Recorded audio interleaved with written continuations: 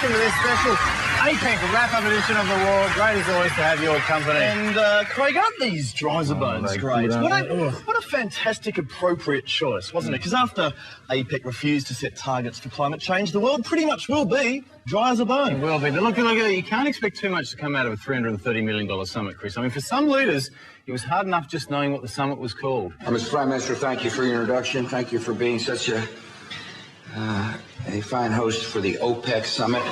Georgie. And then did you see at other times in the conference he called it IPEC, UPEC and Gregory Peck.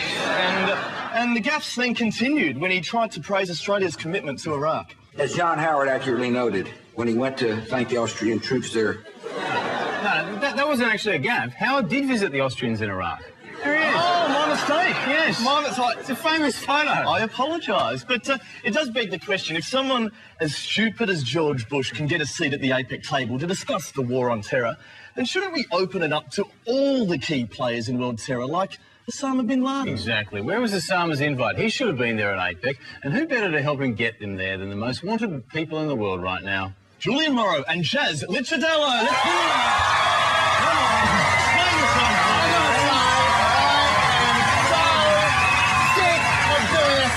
Dirty work for him. That guy owes me big time. Oh, he does. Look, $160 million they spent on APEC security, the biggest lockdown operation the country's ever seen, and yet there were holes in the security wide enough to drive 3 trucks, 2 motorcycles and 4 Secret Service cars through.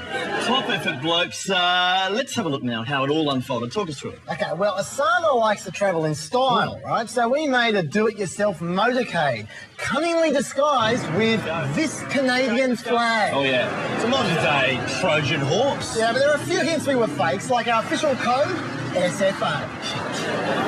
Yeah, I don't think motorcades have had runners since JFK, especially not ones with handy cam. But once we were rolling, nothing was going to stop us, except...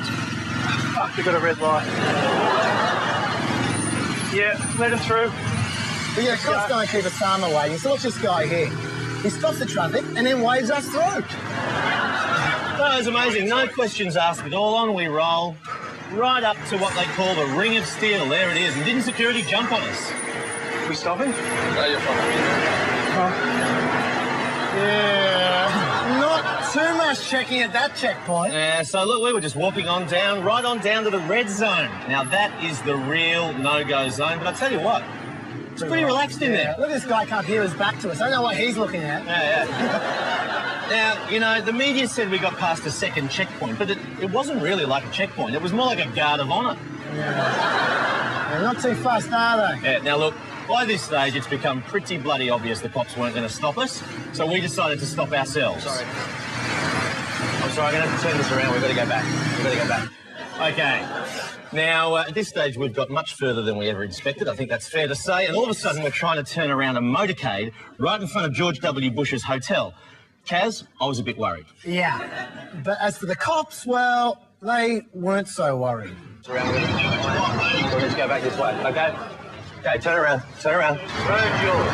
Thank you very much. Thank you, officers. Good work. Great work. Well, they did say the road was ours. Ours to do whatever we like, apparently. So, look, we've been in that car for ages, so we thought we might stretch our legs a little. Okay, let's walk. Let's walk. Yeah, all right, let's go.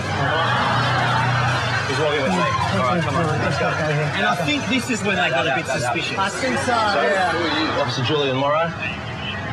VIP liaison. Okay. So here I am, Osama bin Laden, staying 10 metres away from Bush's hotel. So what do? They arrest the other guy. Yeah. Oh, no, hang on. Oh, yeah, there's some other guys coming to arrest you now. No, they're for me as well. No. Poor old Osama. No one likes Osama. Oh, they got him then. Give it up for our APEC supervillains, Julian and Chaz.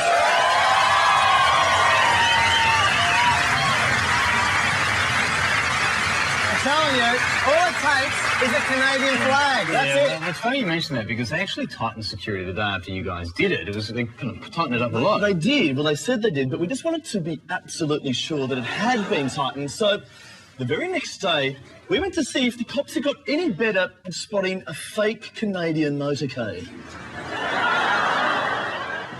Canadians. Lead the area, please. Sorry?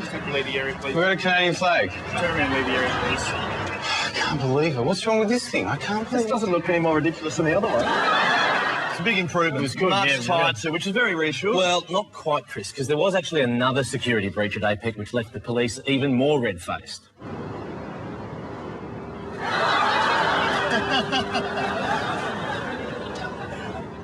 Oh, look out. He's infiltrated again. The man's a mastermind.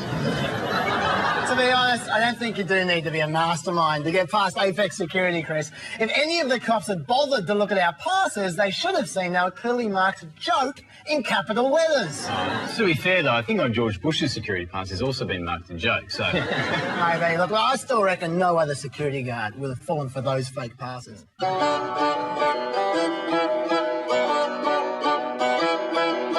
ولكن هناك حلان لإيقافها. الأول من طرفنا وهو استمرار تصعيد القتل والقتال ضدكم، وهذا واجبنا وإخواننا قائمون به. أرجو الله أن يثبتهم وينصرهم. فبعدما ظهر وتبين لكم العالم أجمع عز النظام الديمقراطي وعبثه بمصالح الشعوب ودمائها، فتتم التضحية بالجنود والشعوب من أجل مصالح الشركات الكبرى، وبذا تظهر للجميع أنهم هم الإرهابيون الظالمون على الحقيقة. And that's all we have time for this week. Remember, you can podcast tonight's show by going to abc.net.au/chaser. And you can watch most of that APEC motorcade footage to be replayed again at a Sydney local court on the 4th of October.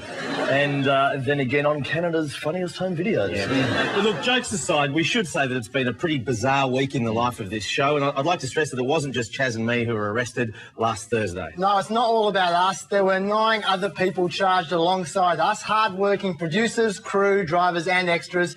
And as a gesture of our gratitude, we'd like to give them a moment in the spotlight now too. Okay, that's enough. All right. Thanks so much for watching. If our bail conditions allow, we'll be back again next week. Until then, good night.